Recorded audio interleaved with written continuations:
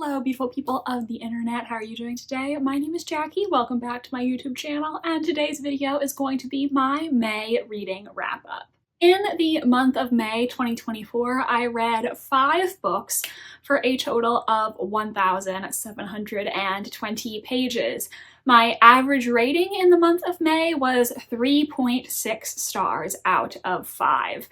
I think because I went on my trip to Portugal at the beginning of the month, I got behind on my reading. Obviously, I wasn't reading a huge amount while I was gone, and I was basically playing catch up for the rest of the month.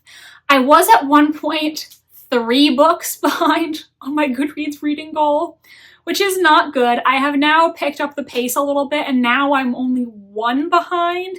So hopefully I will be able to recover, even though this was my least productive reading month so far. The first book that I read in the month of May was Disturbing the Dead by Kelly Armstrong, the latest a Rip Through Time novel. I had this as an ARC on NetGalley, and I ended up giving it 4 stars.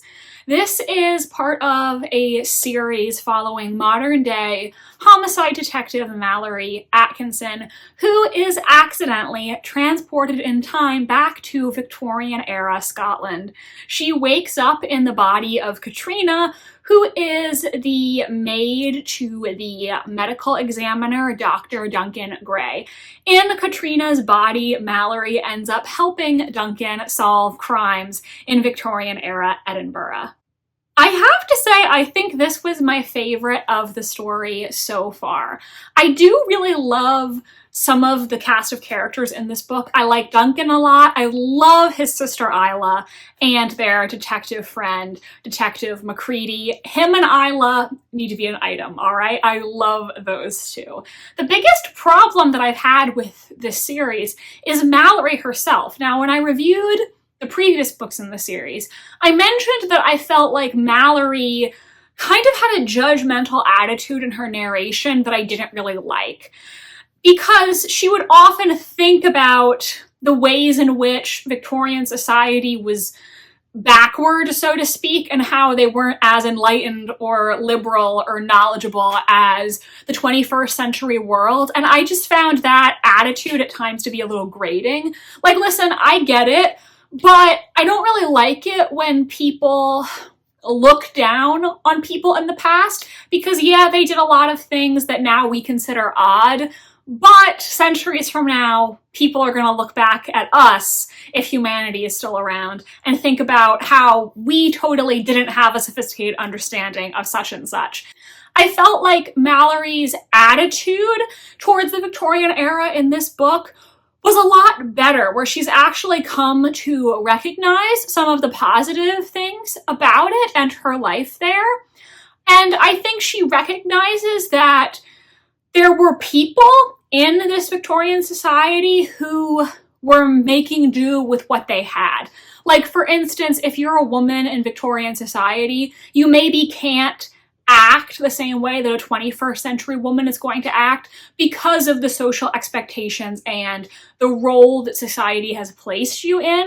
So I think she has a more nuanced understanding of the past in this book. So I really felt like she was much more rootable as the main character in this book for me personally, because I didn't feel like she was as judgy as she sometimes came across to me in the previous books. This book, actually, I just realized I never told you what the specific plot of this specific book is. I'm trying to do this wrap up quickly because I need to post it tomorrow. Can you tell that my brain is a bit scattered right now? In this book, Mallory, Dr. Gray, and co. are invited to a mummy unwrapping party, because you know, in the past, these white explorers loved to go to Egypt and steal the contents of people's tombs. But Duncan wants to go to make sure that this is done respectfully, in the interest of science, and not in the interest of, you know, making a sensationalist moment out of somebody's remains.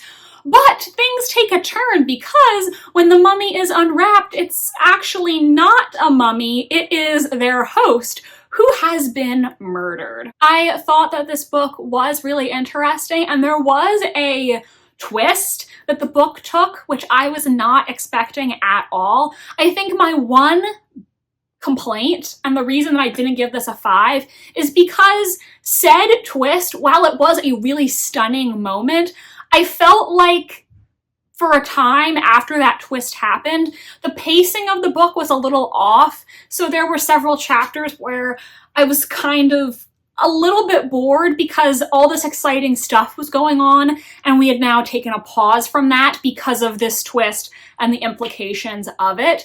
But this was definitely my favorite in the series so far. I really did enjoy it, and I appreciated that, you know, my biggest concern of the previous books was not really liking Mallory's narration, and so it was great to see that she was more rootable as a narrator to me in this book. I felt like my complaints were, for the most part, addressed. The next book that I read was Next Year in Havana by Chanel Clayton. I ended up giving this book 3 stars. This is a historical fiction book that is in 2 timelines. We have the historic timeline that is following Elisa. Elisa is the daughter of a very wealthy sugar magnate in Cuba, but there is a lot of political unrest going on in the country with the upcoming rise of Fidel Castro. She ends up falling in love with a revolutionary and really having to grapple with the complicated political situation. Then there is a more modern day timeline following Elisa's granddaughter Marisol, who has come to Cuba for the very first time to scatter her grandmother's ashes. She ends up staying with an old childhood friend of her grandmother's and develops a romance with that old friend's grandson. She ends up learning a lot about her grandmother that she never knew before while on this trip to Cuba, including this romance that she had when she was a lot younger that no one knew about. Now, I do think Chanel Clayton has a very easy and accessible writing style, and I really enjoyed her descriptions of Cuba. I feel like she described the different places that the characters went to very well, and the history of this conflict was interesting. Really, though, my biggest problem is the 2 romantic storylines take up a major portion of the book. This book is very heavy on the romance, and I did not connect with either one. I felt like the characters fell in love way too fast, so it just wasn't believable for me, and therefore I was not invested in either of the romantic storylines. Next, I read A Sinister Revenge, one of the Veronica Speedwell mysteries by Deanna Raybourn. This is one of my favorite historical mystery series set in 1880s Victorian England. I ended up giving this book 4 stars. I haven't loved the last few books in this series as much, so this one was an improvement. I do still have like a few complaints about it, but it reminded me a little bit more of the earlier books in the series, so I hope that's a good sign. This series follows Victorian lady adventuress Veronica Speedwell as she challenges social convention and solves crimes with her natural historian colleague turned beau Stoker. Now, the last few books in this series, definitely the 2 that I read before this, I didn't like as much because I absolutely loved the earlier books in the series, Veronica, Stoker, their relationship. But after Veronica and Stoker got together, I was sometimes annoyed with Veronica because I felt like she was behaving selfishly. Veronica is a fiercely independent woman, and that's something I like about her.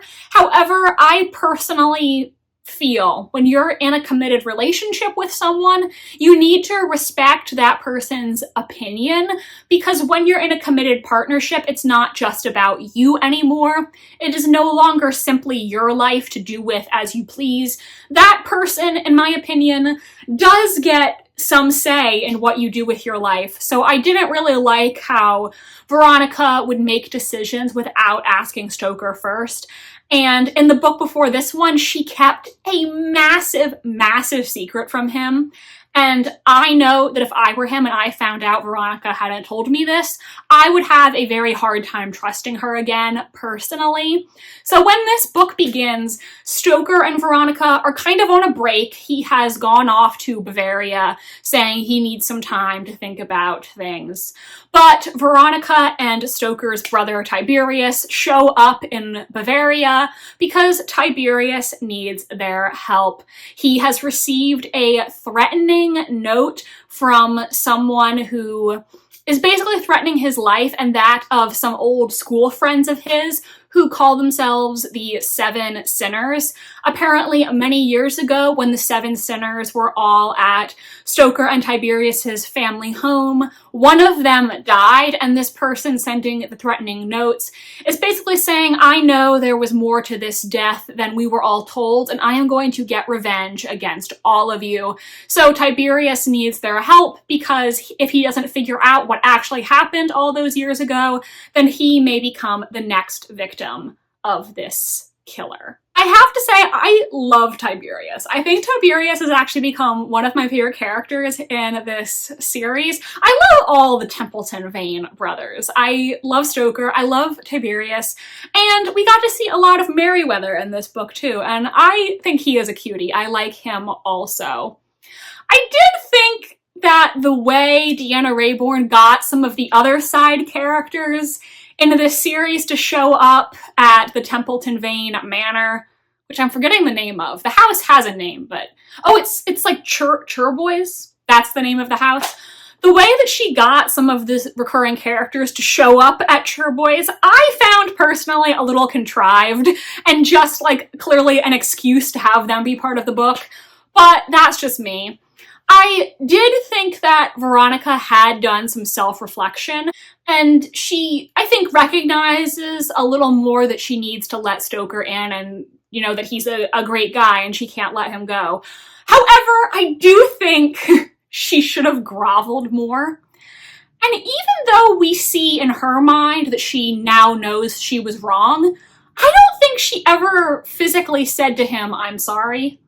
Which I would have liked to hear, because I think it is important to apologize and fess up when you've done wrong, especially in a romantic relationship. But it was a fun book. There were some really funny and cute scenes. I love the Honorable Revelstoke Templeton Vane with all of my heart and soul. He is the best man. I don't know a better man. The mystery plotline itself was not bad either. I did guess what was going on by the end, but there was one part that did take me by surprise, and the reveal was not, in my opinion, as obvious as it was in some other books in the series. So I did like this one, and it's given me some renewed hope about where the series is going to go going forward. I hope that now we'll get to see an even more mature relationship between Veronica and Stoker, because I really do love the two of them. They have great chemistry, and hopefully now Veronica will be a little more open and honest with Stoker about her life, her past, and her feelings. Next, I read Heartstone by L. Catherine White. This is a book that I bought years ago, and I'm glad that I finally read it. I ended up giving this book 3 stars. This is a retelling of Pride and Prejudice, but with dragons, which immediately piqued my interest when I first heard about it, because I love Pride and Prejudice, my favorite book of all time, and I also love dragons. Dragons are cool. So our main character is Eliza Bentane. She is living in this village, and this group of dragon riders come to the village to drive away some evil creatures. One of these dragon riders is named Alistair Darred, and originally Eliza does not like him at all. She thinks that he's very arrogant and unlikable, but over the course of their adventures, which involve taking on the forces of evil, she realizes that maybe she misjudged Alistair after all. How do I describe my feelings about this book? I think this book is kind of like Pride and Prejudice and Zombies. I didn't read that book, but I saw the movie with Lily James. And what I mean by that is it has a really cool concept, you know? Pride and Prejudice, but with dragons. Pride and Prejudice, but with zombies. And you're like, ooh, that sounds good. And you're having a really good time at first. But after a while, you're like, oh, this is just the exact plot of Pride and Prejudice, but with zombies / dragons. And the novelty of it kind of wears off. The other thing about this book that bothered me a little bit is I don't feel like Alistair did anything that bad to make Eliza hate him so much. Like, he was a little bit arrogant, but he didn't really do anything that I think warranted the dislike she had for him. So it was at times a little hard for me to be on her side, just because I feel like in order to really be an effective Mr. Darcy type, he had to do something a little more egregious or off-putting, because Mr. Darcy is a flawed character, and you find out that he's actually a really good person underneath, but you also kind of understand why Elizabeth Bennet doesn't like him at first. You understand why she would have that interpretation of him, because his actions are not always right. And I just don't feel like the character in this did anything where I really understood why she disliked him so much. I feel like he should have been worse to make me understand her initial dislike of him, you know? And the last book that I read was Everyone in My Family Has Killed Someone by Benjamin Stevenson. I have wanted to read this for so long, and I'm very happy that I finally did. I ended up giving this book 4 stars. The main character in this book is named Ernest Cunningham, and as the title says, everyone in his family has killed someone, including him himself. His brother Michael is getting released from prison, and so the whole extended Cunningham clan are all getting together at a ski resort to welcome him home. Now, things between the family are a little icy, pun intended, because Ernest is actually the one who gave Michael up to the police. So things are shaping up to be an awkward family reunion, and things get worse because when a dead body turns up at this resort, the police think that Michael must have done it. Now, I absolutely loved the way that this book is written. It has this very clever, self-aware writing style. A lot of people describe this book as funny. I don't know if funny is necessarily the word that I would use, because it's not like I was laughing out loud reading this, but it is clever. I think that's the word that I would use for it. There were times where Ernest, as our narrator, would say something, and I would be like, ooh, I wonder if this is what happened because he said, and then Ernest would just cut in and go, I know what you're thinking that, blah, blah, blah, and he would say exactly what I had just been thinking, and be like, but that's not true. I know that you think that's how these books work, but not my book. And I just really loved that because there were several times where he said, I know what you're thinking, and that was literally what I was thinking. I also really love mystery books where it's clear that the author also loves mystery books. This is 100% one of those books.